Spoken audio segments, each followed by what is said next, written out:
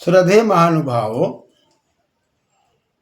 हम सब सत्यार्थ प्रकाश के प्रसंग में कई मंत्रों पर विचार कर रहे थे। उस विचार के क्रम में कई बातें सामने आई। हमारा आपका जीवन ब्रह्ममयी है, ब्रह्मचर्यमयी है, ज्ञानमयी और ब्रह्मचर्यमयी जीवन ही सार्थक जीवन है। जब तक हमारे आपके जीवन में ब्रह्म नहीं है, ज्ञान विज्ञान नहीं है और शरीर के अंदर हम जो कुछ भी भोजन लेते हैं और उस भोजन के अंदर जो रस का विनियोग होता है और उस रस के विनियोग से 6 प्रकार के रसों के माध्यम से हमारे जीवन का संतुलन होता है और इस रस के द्वारा क्रमशः रक्त, मांस और मेदा, अस्थि, मेजा, मज्जा, अस्थि, मज्जा, शुक्र, ये 7 धातुओं की प्राप्ति और इन 7 धातुओं की सही सुरक्षा से जीवन में ओज की प्राप्ति और ओज की प्राप्ति से परम तत्व की ओर जाना, ये क्रम चलता रहता है। इस पर हम लोग विचार कर रहे थे। इसी विचार के क्रम में बात आई कि वेद मंत्रों में यदि ऋग वेद के मंत्रों के अंदर हम प्रवेश करें और विचार करें तो उसमें एक बात आई, भूमिम, इस भूमि को औददाम, मैंने दिया। किसने दिया? अहम। परमपिता परमात्मा का यहाँ पर परिचय मिलता है कि परमपिता परमात्मा ये आर्यों के लिए भूमि को दिया है और भू सत्ता है, अम्मी प्रत्यय। अब आर्य शब्द पर यदि हम विचार करें और ठीक से चिंतन करें तो हमारे आपके जीवन में एक बात आती है कि आर्य वह है जो गतिशील है, जो शिक्षा के क्षेत्र में, ज्ञान विज्ञान के क्षेत्र में, आत्मिक उन्नति में अग्रसर है, जो राग द्वेष से परे है। सुखानुसई राग, दुखानुसई द्वेष। सुख के वशीभूत राग है, दुख के वशीभूत द्वेष है। चाहे हम वक्ता हो, आचार्य हो या किसी भी पद को धारण करते हो या जनता जनार्दन को उपदेश देते हो, हमें परमपिता परमात्मा ने कहा कि भाई ये सत्ता आर्यों की है, ज्ञान विज्ञान आर्यों के लिए है। यदि ज्ञान की सत्ता को हम सुरक्षित रखना चाहते हैं तो हमें आर्य बनना पड़ता है। और आर्य ना कोई स्थानीय व्यक्ति का नाम है और ना कोई आने जाने वाले व्यक्ति का नाम है।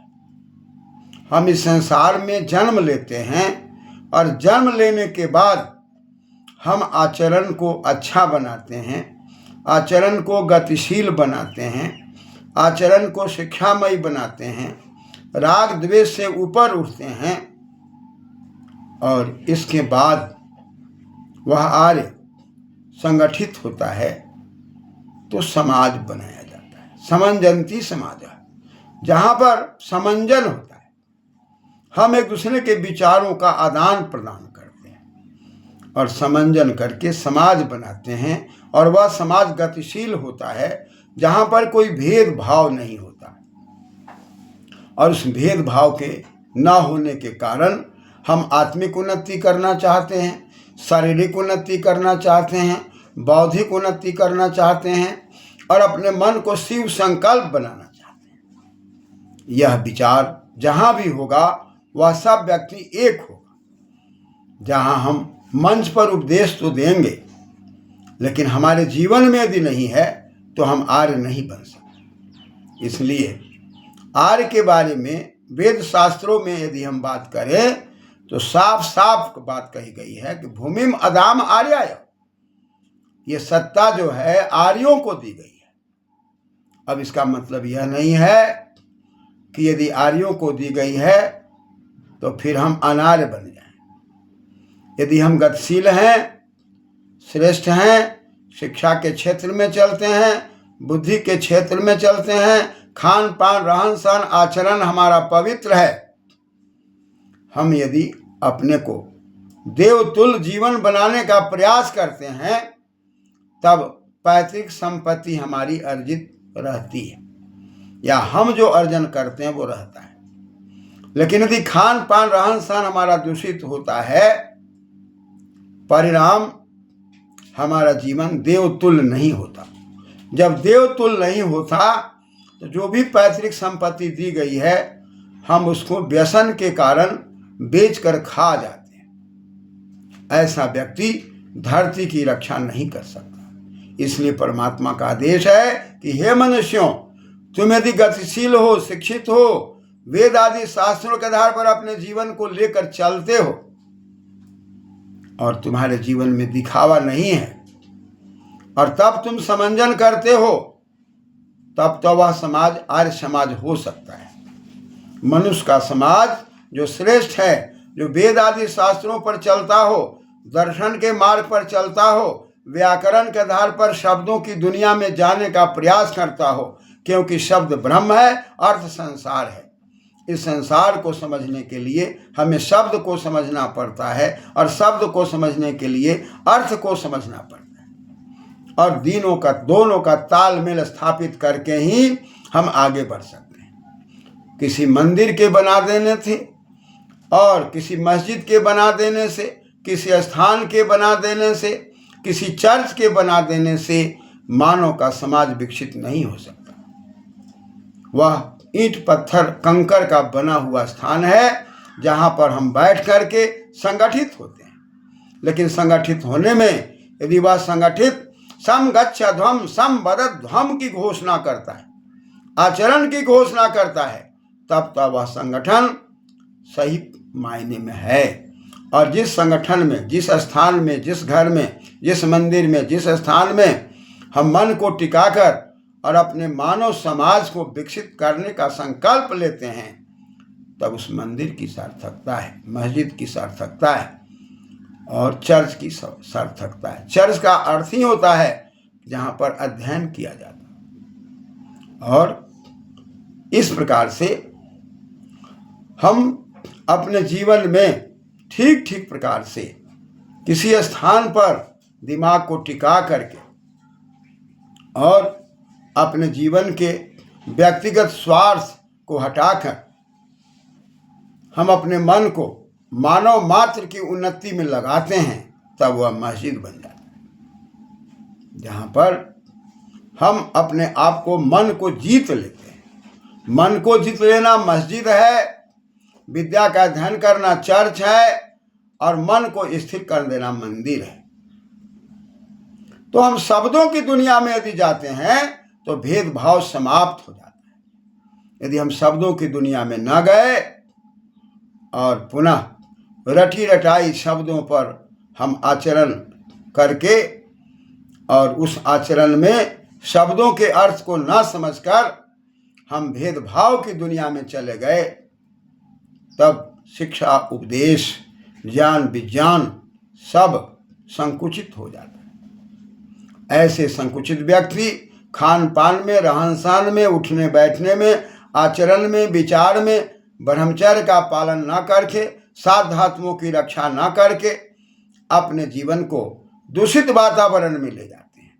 वह आर्य समाज नहीं हो सकता। इसलिए 10 आदमी, 20 आदमी, 50 आदमी का संगठन हो जाना, नामकरण कर लेना, नामों को लिख लेना और नामों को लिखकर एकत्रित हो जाना और अपने मन की बातों में व्यक्तिगत विचारों को रखकर 10 आदमी, 20 आदमी, 50 आदमी, 100 आदमी मिलकर वैदिक शक्तियों की नाम पर अपनी बात करना, वेद आदि शास्त्रों की बात ना करना। क्योंकि हमारा जो काव्य शास्त्र है, इस काव्य शास्त्र के अंदर एक प्रभु सम्मित काव्य शास्त्र है और एक मित्र सम्मित काव्य शास्त्र है और एक कांता सम्मित काव्य शास्त्र है। कांता सम्मित काव्य शास्त्र से कांता के विचार से हम घर परिवार को सुरक्षित करने का प्रयास करते हैं और मित्र सम्मित विचार से इतिहास भूगोल समाज आदि को पढ़ करके हम उसके राय को लेकर के अपने विचार को उन्नत करने का प्रयास करते हैं। और प्रभु सम्मित विचार जो वेद आदि शास्त्र है वो आदेश है, उसको राय नहीं मान करके आदेश माना जाता है। यदि हम वेद मंत्रों के आचरण पर अपने जीवन को सही तरीके से ले जाते हैं तो हम सही मायने में गतिशील होते हैं, विज्ञान के धनिक होते हैं, शिक्षा के धनी होते हैं। राग द्वेष से ऊपर उठकर मानव के कल्याण करते हुए हम देवतुल्य जीवन जीते हैं। लेकिन वेद मंत्रों को पढ़ना, उसके अर्थ को न समझना, अपने जीवन में न लाना और केवल संध्या के मंत्रों का पाठ करना, हवन के मंत्रों का पाठ करना, उसकी गहराई में न जाना और मंत्र में जो बात कही गई है उसके विपरीत आचरण करना, ये आर्य से अनार्य की बात आती है। शाश्वत व्रतान बिजानी ही आर्यान, जो व्रती होते हैं, अहिंसा सत्य अस्तेय के मार्ग पर चलते हैं, वो महाव्रती होते हैं।